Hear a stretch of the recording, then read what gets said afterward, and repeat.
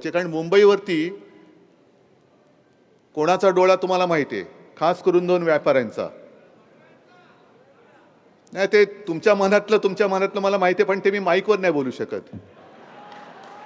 आजच एक जण येऊन गेला. म्हणजे आज काय योगायोग आहे मला कल्पना नाही. सामनामध्ये दोन बातम्या पाहिल्या. पहिल्या पानावरती बातमी भाजप कार्यालयाचं भूमिपूजन आणि त्याच्यात ती जागा कशी काय त्यांनी पटपट सगळं करून घेतलं ती आहे. आणि आतमध्ये एक बातमी आहे, जिजामाता उद्यानात लवकरच ॲनाकोंडा येणार. आता आपण पेंग्विन आणले, त्याच्यामुळे लाखो पर्यटक तिकडे वाढले. नक्कीच मला त्याचा अभिमान आहे.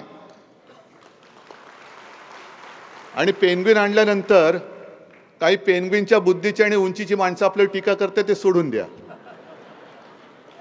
पण ॲनाकोंडा म्हणजे सगळं गिळणारा साप, आणि तो आज येऊन गेला इकडे, भूमिपूजन करून गेला.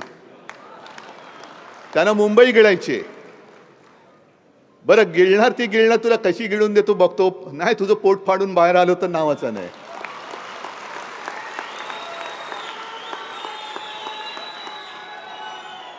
बरं, भूमिपूजन करायला आलायस ना, कर ना, फोड ना नारळ, डोक्यावर फोड नाही तर दगडावर फोड, एकच आहे.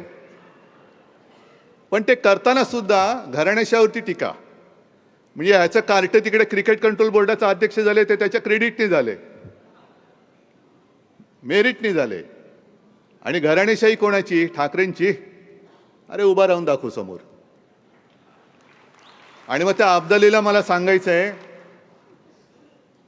आम्ही आमच्या आईवडिलांचे ऋण मानणारे घराणेशाहीचे म्हणा किंवा घराण्याच्या परंपरेचे पाईक आहोत, वारसदार आहोत. आता संजय राऊत म्हणाले ना, तशी तुमची ब्रह्मचार्याची पिलावळ आमची घराणेशाही नाहीये.